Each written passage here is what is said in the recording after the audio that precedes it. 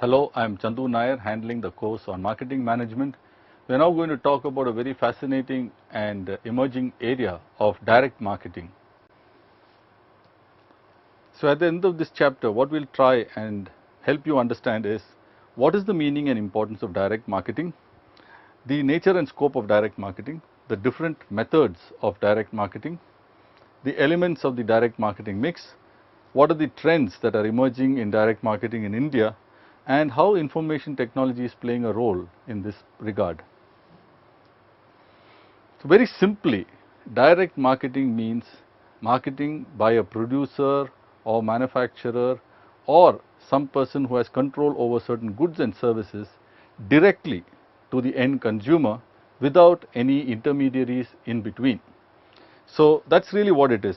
But if you were to look at a more formal kind of a definition, these are methods of communication where there's direct contact invited or made between the company and its customers, where there is a lot of customer data used systematically to achieve certain quantified marketing objectives. As we all have seen time and again, it's necessary to remember that there is a certain objective that is always there in mind when we use a certain method, and it's important to realize what objectives one is trying to achieve here by using something like direct marketing.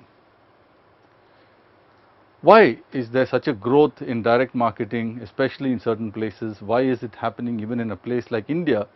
Very many reasons are there. First and foremost is the fact that there is a great improvement in the prevalence and use of customer databases, which is basically data on customers and who they are, contact details, addresses, maybe other details with respect to income or whatever else. The second thing is there is a lot more use of technology in several areas, right from things like manufacturing systems. Okay, there's also a lot more technology in terms of just-in-time production processes, which makes it far easier to get goods from the producer or the maker to the customer very much in time.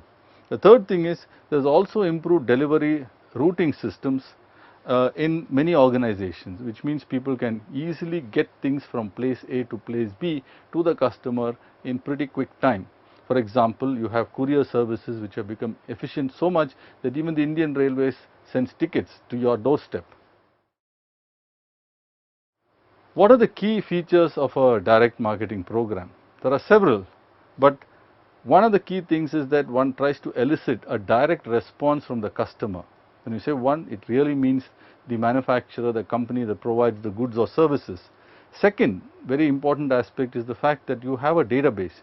You try and figure out who is it you want to market to. It's not just sending it to anybody and everybody, but it's far more targeted and more specific, and there's a use of a database at the back end. Third, there's a tremendous amount of use of computers and information technology to aid in sales support. So for example, if it's a credit card company, that credit card company will be bolstered by technology, information technology, for example, in managing the databases, in actually tracking the prospect, and in making sure that every step of the way is monitored and is databased in some fashion.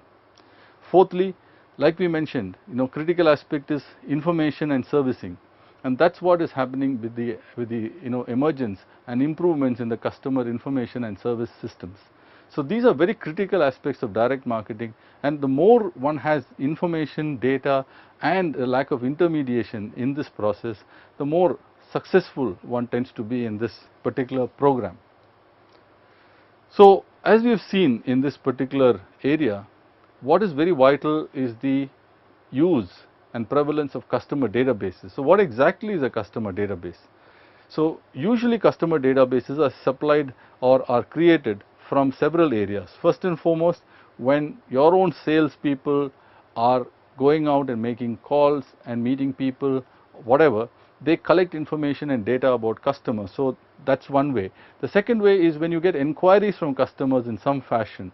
For example, you might put an ad in a paper and ask customers to write in or mail in or whatever else, and you get data about the customers. The third way is where you buy it from other people. Mailing lists are available.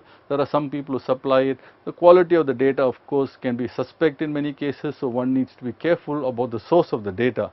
And you can also try and track customers' activity. For example, there are companies who might track a baby right from when it's born. So when it's born, it needs a certain kind of sets of products and services. When it's 3 months old, another 6 months, 9 months, and so on. And you can see how the usage of different products and the extent of usage can keep changing over time.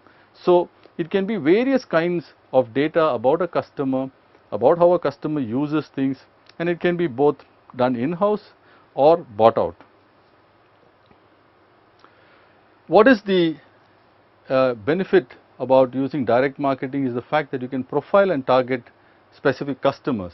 So really speaking, one of the key abilities that direct marketing gives you is the ability to track prospects and to establish the effectiveness of different media to identify also the most profitable customers. Now, each of them are pretty important activities for marketers. How do you get prospects?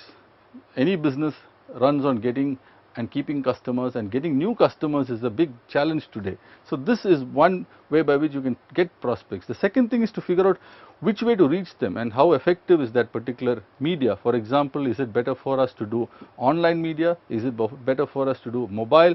Is it better for us to do telemarketing? Is it better for us to go face to face? Is it better to use mass media? Now this helps us understand which is eliciting more kinds of responses, and that helps you also establish how to decide on your advertising mix and so on and so forth. And the third thing is also to see which customers are really buying more from you, which is very difficult if they are buying through intermediaries. Here, because you can track customers' activities, you will know this is customer A staying in this particular locality, he's bought this, this and this from me. So over a period of time, you can actually try and figure out what is really the lifetime value or prospective lifetime value of such a customer.